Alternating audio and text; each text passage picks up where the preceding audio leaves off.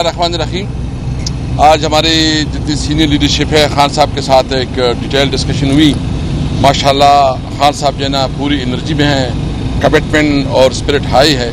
اور لیکن اس موقع پہ میں کم از کم اتنا ضرور کہوں گا کہ جو جیل انتظامیہ رویہ رکھ رہا ہے کہ ہمیں جتنا ہمارا ٹائم ہوتا ہے وہ ٹائم بھی نہیں دیتا, پھر 40 منٹ جو ہے نا 50 منٹ سے 40 منٹ بنا دیتے ہیں اور بات بھی کرنے کی میں جو مسلسل بیٹھے رہتے ہیں. تو یہ میں اس کی مذمت بھی کرتا ہوں اور یہ مطالبہ کرتا ہوں اس کے بارے میں جو ہے نا ہم نے کنٹمپٹ میں بھی جانا ہے. اس کے خلاف جو ہے نا ہم کنٹمپٹ کورٹ میں کیس بھی کریں گے کہ جس طرح ہمارے ساتھ رویہ رکھا جا رہا ہے. عمران خان اس ملک کا وزیر اعظم رہا ہے. اس وقت جو ہے نا ایک ہمارے پاس شبلی پراز صاحب جو ہے نا سینٹ کے اپوزیشن لیڈر ہے.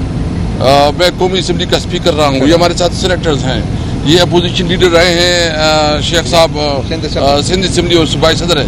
مطلب یہ ملک ہے, اس ملک کو قانون کے مطابق چلانا ہے.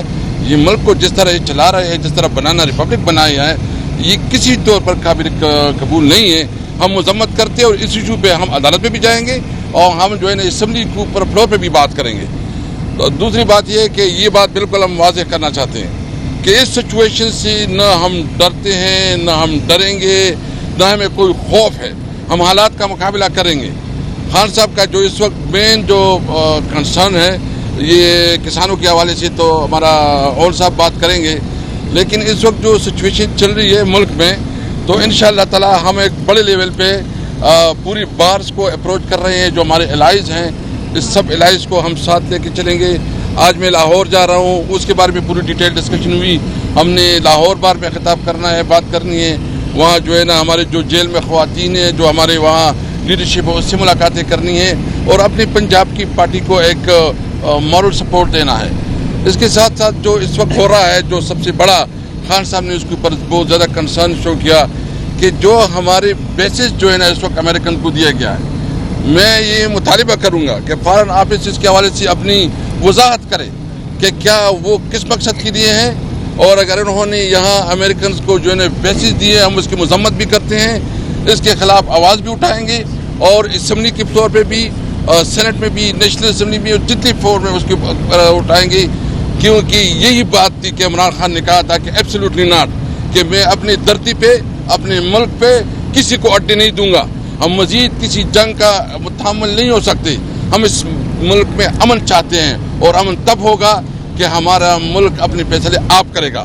اس لیے ہم جو ہے نا اس کی بھرپور مذمت کرتے ہیں اور ہم مطالبہ کرتے ہیں فارن آفس کی وضاحت کریں اس کی کہ اڈے کیوں دی گئی ہیں اور اس اڈے کی بنیاد پہ کیا ایگریمنٹ ہے. اگر اڈے دی ہیں تو اس نے پارلیمنٹ میں کیوں نہیں لے کے آئے ہیں. ہم اس کی مذمت کرتے ہیں اور اس کے خلاف جو ہے نا بھرپور اپنی آواز اٹھائیں گے. ساتھ ساتھ جو ہے اس وقت آپ کو پتہ ہے کہ خان صاحب نے بھی کہ جو افغانستان کے ہمارے سرحدات کے اوپر اور جو ہمیں ایک 40 سال اس جنگ کی وجہ سے جو اثرات آئے ہیں, ہم اس جنگ کے حوالے سے جو ہے نا ہمارا پاکستان اس کی دہشت گردی کا شکار رہا ہے, کلاشن کوف کلچر رہا ہے اس کی وجہ سے, اور اس کی وجہ سے ہماری اکانومی بیٹھ گئی ہے. تو ہم کسی طور پر جو ہے نا اپنے ملک میں مزید جو ہے نا جنگ کا متحمل نہیں ہو سکتے. ہم چاہتے ہیں کہ یہ ملک ایک آزاد ملک ہو, اس ملک میں آزاد خارجہ پالیسی ہو, ہم کسی کی جنگوں میں شریک نہ ہو. امن کے لیے ہم پوری دنیا کے ساتھ شراکت چاہتے ہیں. آخر میں صرف اتنا کہوں گا کہ اس نے فلسطین کے حوالے سے بھی اپنی جو اس وقت چل رہا ہے فلسطین میں, اور ایک تاثر دیا جا رہا ہے کہ اسرائیل کو ایکسیپٹ کرنے کے لیے بھی کوئی لابنگ ہو رہی ہے, یا جو فلسطین کے اوپر ظلم ہو رہا ہے عالمی دنیا خاموش ہے, اور خاص کر ہماری اسلامی دنیا اور اسی کو جو کردار ادا کرنا چاہیے اس کو اپنا کردار مزید مؤثر ادا کرنا چاہیے. ہم اپنی فلسطینی بھائیوں کے ساتھ کھڑے ہیں اس مشکل وقت میں اور اس کا بھرپور ساتھ دیں گے.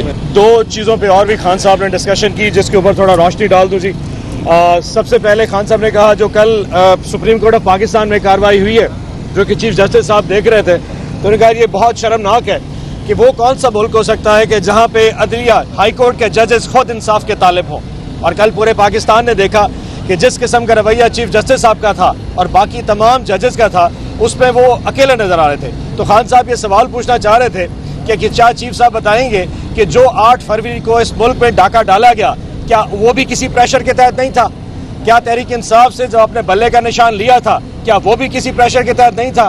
کیا اس وقت تک ہمارے جتنے بھی پولیٹیکل کیسز اور خاص طور پہ ہماری خواتین کے کیسز جو یہاں پہ عدالتوں میں گھسیٹے جا رہے ہیں, کیا وہ بھی کسی پریشر کے تحت ہے جن کو آپ نے کھڈے لائن لگا دیا ہے؟ تو انہوں نے کہا یہ سوالات پوچھے جائیں گے اور چیف صاحب کو اپنے اس رویے کے حوالے سے پوزیشن کم از کم قوم کے سامنے کلیئر کرنی پڑے گی. اگر آپ کو اتنا ان کیمرہ کرنے کا اجلاس کا شوق ہے تو پھر قوم دیکھ رہی ہے اور انصاف کی طالب ہے قوم بھی اور وہ 6 ججز بھی. دوسرا خان صاحب نے کہا ہے کہ جو پاکستان میں کسانوں کے ساتھ ہو رہا ہے یہ بہت ہی شرمناک ہے. یعنی کہ وہ ملک جو کہ جس میں دنیا میں سب سے زیادہ گندم پیدا ہوتی ہے، اگر اس ملک میں جب اس وقت آپ کو پتا تھا کہ 68 لاکھ ٹن گندم میں پاکستان میں موجود ہے، پورے پاکستان میں اکتوبر میں 68 لاکھ ٹن گندم کے ذخائر موجود ہیں، تو آخر وہ کون سے لوگ تھے جنہوں نے پاکستان میں یوکرین سے گندم منگوانے کے لیے اس کی اجازت دی؟